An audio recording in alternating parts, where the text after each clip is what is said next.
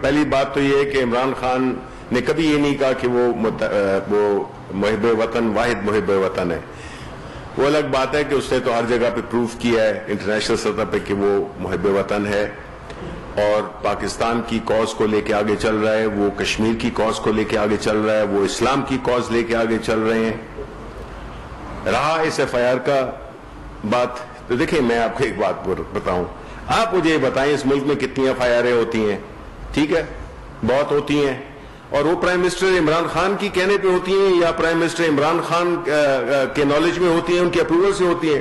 یار کیا بات ہے. یہ تو ایف آئی آر کوئی ادھر سے اٹھ کے آپ بھی کر سکتے ہیں، میرے خلاف کر سکتے ہیں 10 علاقوں کو، اس میں تو کوئی وہ نہیں ہے، وہ تو کسی نے کیا.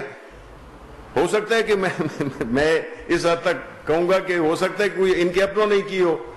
دیکھیں یہ اس میں عمران خان کو آپ بالکل نہیں لائیں، نہ حکومت کو لائیں.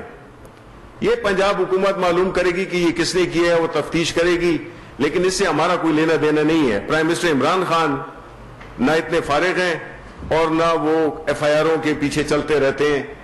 کسی نے بھی کیا ہے یہ پتہ چل جائے گا کس نے کیا ہے، اور اس سے حکومت کا کوئی وہ نہیں ہے، نہ پرائم منسٹر جو ہے. تو اتنی ایف آئی آریں ہوتی ہیں وہ ان سے پوچھ کے تھوڑی ہوتی ہیں، یہ کوئی بھی کر سکتا ہے. تو اس لیے اس کو آپ ہمارے کھاتے میں نہیں ڈالیں. باقی جو ہے دیکھیں، جب غداروں کی آپ کا سوال جو تھا وہ یہ ہے کہ جی غداری کے ہم نے کوئی غداری کے سرٹیفکیٹ نہیں بیان کیے. ہم صرف یہ کہتے ہیں، اگر کوئی جسے کہتے ہیں چور کی داڑھی میں تنکا، اگر ہم یہ کہتے ہیں کہ جو بیانیہ ہمارے دشمنوں کا ہے، اگر وہی بیانیہ اگر ہمارا کوئی بھی سیاسی لیڈر اس کا بھی بیانہ وہی ہو، تو ہم اس سے کیا انفر کریں گے؟ ہم یہی کریں گے کہ آپ یار دشمن کی زبان بول رہے ہو. ہم نے تو یہ نہیں کہا کہ کون غدار ہے کون نہیں غدار ہے. ہم یہ کہہ رہے ہیں کہ اگر آپ دشمن کی زبان بولیں گے تو پھر اس میں کوئی یہ کہنے کی ضرورت نہیں ہے کہ جی آپ محب وطن نہیں ہے. ہم یہ کہہ رہے ہیں کہ آپ دشمنوں کی کاز کو جو سپورٹ کر رہا ہے. اب فیٹف کی اگزامپل میں نے آپ کو دی ہے کہ فیٹف کی اگزامپل یہی تھی کہ وہ انڈیا اس کے پیچھے تھا. اب جو لوگ مخالفت کر رہے تھے وہ کیوں مخالفت کر رہے تھے؟ آپ مجھے یہ بتائیں کہ اس قانون کا اطلاق صرف اپوزیشن پہ ہونا تھا، حکومت میں نہیں ہونا تھا، اور حکومت ہمیشہ حکومت میں رہے گی. ہم نے اپوزیشن میں نہیں جانا، ہم نے تو ملک کی بہتری کے لیے کیا. ایک قانون تھا جو ریکوائرمنٹ تھی انٹرنیشنل کمیونٹی کی، کیونکہ ماضی میں جتنے بھی یہ لوگ تھے جنہوں نے کہ یہ منی لانڈرنگ کی، آپ کے پنجاب کے chief minister x chief minister ہیں، وہ کلی طرح منی لانڈرنگ میں انوالو ہیں، انہوں نے نہیں کی. تو یہ قانون میں سے وہی ڈرتا ہے جس سے کہ اگر میرا قتل کرنے کا ارادہ نہیں ہے تو میں کیوں پھانسی کی سزا سے ڈروں گا؟ اگر میرا کوئی ایک چیز مجھ پہ افیکٹ نہیں کرتی ہے تو میں کیوں کروں گا؟ غلط کام غلط ہوتا ہے. تو اگر اسی بیانیے کو اپوزیشن کے کچھ لیڈران اپنی ذات کے لیے، میں آپ کو اگین دیکھیں یہ بات میں آپ کو بڑے کلیئرلی بتاؤں، آپ سب مجھ سے زیادہ جانتے بھی ہیں چیزوں کو، اور آپ کی ایک 360 ڈگری آپ کا وہ ہے ویو ہے. دیکھیں ایک سیاسی لیڈر چاہے آپ کہیں 3 دفعہ پرائم منسٹر بنائے یا 3000 دفعہ بنائے، اگر وہ ملک کے قوانین کی اس نے خلاف ورزی کی ہے، اگر اس پہ کرپشن کے نہ صرف چارجز کنوکشنز ہیں، تو چاہے 10,000 دفعہ بھی بناؤ پرائم منسٹر، وہ ڈزنٹ ڈیزرو کہ اس کو کوئی آپ اس کو ایک ایسی ٹریٹمنٹ کریں جو کہ آپ پھر یہ جو جیلوں میں پڑے ہوئے ہیں ان کو کیوں ہم وہ کریں جسٹ بیکاز کہ کوئی وزیر اعظم رہا ہوا ہے، کوئی یہ رہا ہوا ہے. نہیں، عہدوں سے نہیں ہوتا انصاف. یہی تو فرق ہے ان میں اور ہم میں. ہم کہتے ہیں اگر خدا نخواستہ عمران خان کچھ کرے تو وہ بھی انہی قوانین کے نیچے آتا ہے. ان سے سمپل سوالات پوچھیں کہ جی آپ یہ بتائیں، جو کہ ہم آپ سے پوچھتے جاتے ہیں. مجھ سے تو پوچھے گئے ہیں، ایک دفعہ نہیں 3 دفعہ مجھے انکم ٹیکس والوں نے بلایا، عمران خان صاحب کو بلایا کہ جی بتائیے آپ نے یہ گھر کیسے لیا. انہوں نے بتا دیا، قصہ ختم ہو گیا، صادق امین قرار پائے. اب آپ سے پوچھا جائے تو آپ کہتے ہیں جی میں 3 دفعہ وزیر اعظم رہ چکا ہوں، میں یہ رہ چکا ہوں، میں سیاسی پارٹی کا لیڈر ہوں، یہ سیاسی وکٹمائزیشن ہو رہی ہے. اگر یہ سارا کچھ کوئی کرپٹ نہیں ہے اس ملک میں تو پھر یہ کرپشن کس نے کی ہے؟ کیوں یہ ملک اس حالت میں آیا ہے جس میں کہ یہ ہے؟ کیوں ہم پہ قرضوں کے ہمارے ادارے کیوں تباہ ہیں؟ ہمارا کوئی ڈس فنکشنل اکثر چیزیں کیوں ہیں؟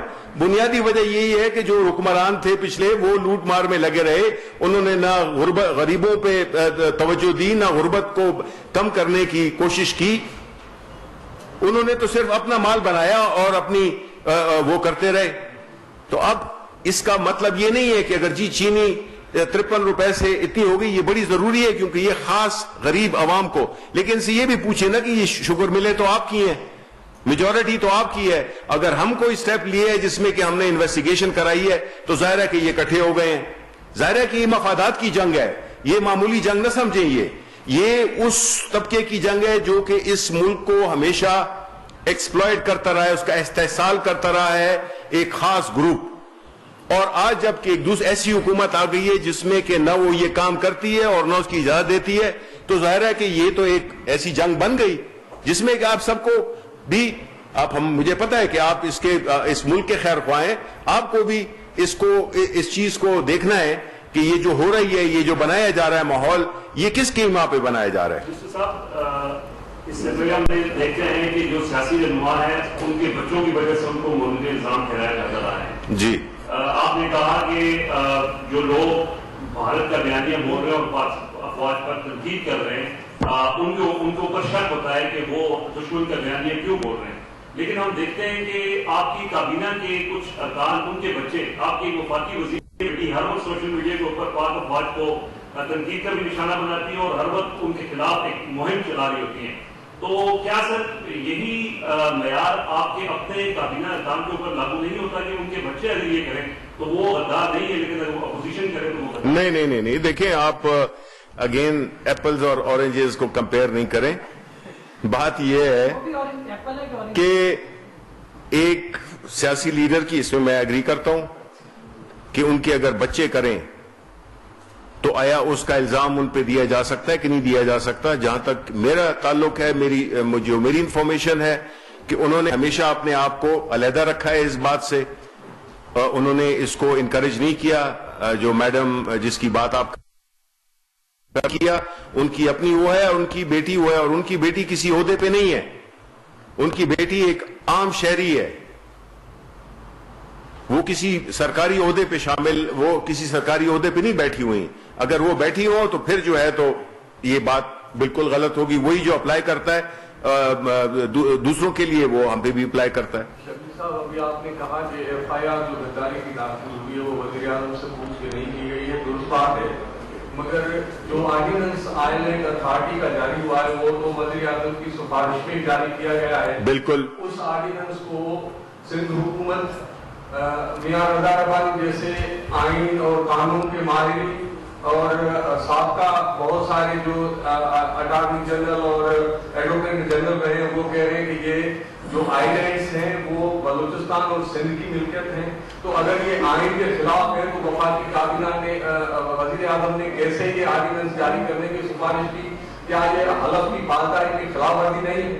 اور صوبوں کی یہ جو صوبوں اور وفاق کے بیچ میں معاملات ہیں یہ ان کو آپ سبوتاژ نہیں کر رہے؟ دیکھیں, سبوتاژ وہ کرتا ہے جو کہ وہاں کے کوئی غلط کرے. پاکستان کو ہم ایک ہی ملک سمجھتے ہیں, ٹھیک ہے, ہمارے مختلف صوبے ہیں, ان کی اس میں اپنی حکومتیں ہیں, اپنے ریسورسز ہیں. اگر یہ ایسا ہے تو بھئی ہم تو وہاں پہ ایک شہر آباد کرنے جا رہے ہیں, وہاں پہ ایک انویسٹمنٹ لا رہے ہیں, وہاں پہ انہی کے لوگوں کو نوکریاں ملیں گی, وہیں پہ انہی کے لیے ٹیکسز جمع ہوں گے. تو ہم تو بلکہ وہاں پہ جو بھی وہ جو علاقہ ہے اس میں ایک قسم کا پورا سیوریج کا وہ بن گیا ہے, وہ تو مینگرووز کی وجہ سے تھوڑی بہت بچت ہو گئی ہے. ہم تو اس علاقے کو ٹھیک کرنا چاہتے ہیں, وہاں ڈیولپمنٹ کرنا چاہتے ہیں. اگر آپ کی کوئی ہے اس پہ, اگر میں آپ کو گھر بنا کے دوں جس کے مالک ہوں, آپ کو اعتراض آپ صوبے کی ملکیت آپ نہیں, ہم نے ملکیت پہ دیکھیں, یہ ایک ٹیکنیکل ایشو ہے کہ آپ کا پانی, یہ ایک ٹیکنیکل ایشو ہے جس میں کہ کس پہ کس حد ہو رہی ہے, شروع ہوتی ہے کس علاقہ کا, جو ریکلیم لینڈ ہے اس کا کیا سٹیٹس ہوتا ہے, جو کہ نہیں ہوتا کیا سٹیٹس ہے. لیکن دیکھیں نا پارٹی کی پرابلم کیا ہے, دیکھا ہے کووڈ میں بھی, اور ہم نے دیکھا یہاں پہ کہ وہ چیزیں ایگری کرتے ہیں وہ ان کو پتا ہے کہ یہ ان کی بہتری کے لیے. اب ہم نے کراچی پروجیکٹ جو وہ تھا اس میں بھی کون سا کوئی ہم نے آرڈیننس کیا, ہم نے تو وہی ادھر انویسٹ کر رہے ہیں. وہاں کے جو مسائل ہیں جو کہ ان کے مسائل تھے ہم ان کو ہیلپ کر رہے ہیں. تو ایک کام ہم ایک نیک کام کر رہے ہیں اور انہوں نے اس کو دیکھیں نا. بلال بھٹو صاحب نے کیا بیان دیا ہے, وہ بیان جو ہے تو وہ اس سے کیا ظاہر کرتا ہے. انہوں نے وہی کہا ہے جو کہ آپ کا سوال تھا کہ اسی لفظوں میں وہ کر رہے ہیں جو مودی نے کشمیر کیا ہے. خدا را آپ اپنے آپ کو کیا سمجھتے ہیں؟ اس قسم کی بات کرنی کوئی جائز ہے؟ ہم تو وہاں پہ اپرچونٹیز کریٹ کر رہے ہیں آپ کے لیے. آپ کو تو ہمارا شکر ادا کرنا چاہیے کہ جی فیڈرل حکومت ہے وہ آ کے ایک ایسا پروجیکٹ ہمارے علاقے میں شروع کر رہی ہے جہاں کہ اس کے علاقوں کو روزگار ملے گا, انہی کا بینیفٹ ہوگا, انہی کے ٹیکسز ہوں گے, انہی کی انڈسٹریز چلیں گی, انہی کے علاقے کے لوگوں کو یہ کاروباری سہولتیں ملیں گی. تو آپ اس پہ اعتراض کر رہے ہیں. ہم کوئی باہر کی کوئی قوت ہے, ہم کوئی انڈیا ہے, آپ ہمیں پاکستانی نہیں سمجھتے. یہ کیا بات ہوئی؟ ہاں ثناء اللہ آخری سوال.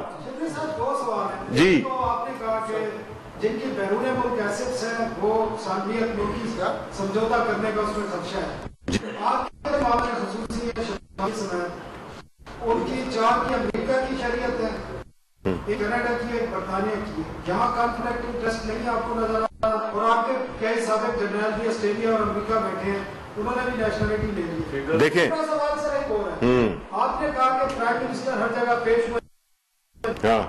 ایک سابق ڈی جی ایف آئی عدل میمن نے آج سیریس قسم کے الزامات لگائے ہیں.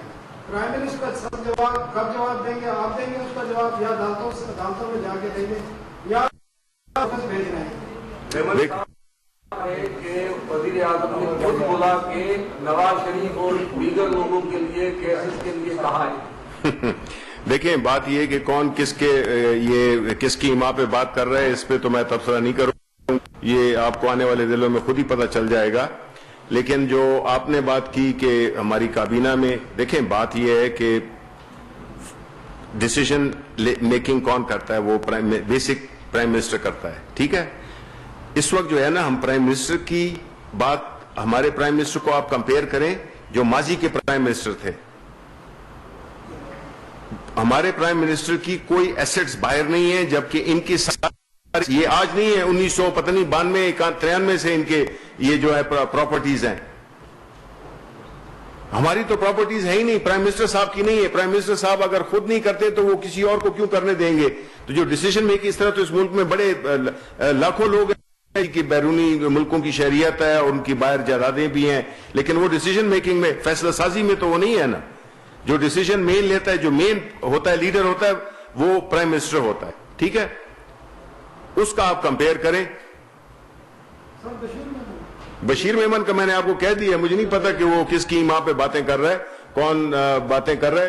یہ پرائم منسٹر اس قسم کی لیول پہ اور اس قسم کی چیزوں میں نہیں پڑھتے ہیں.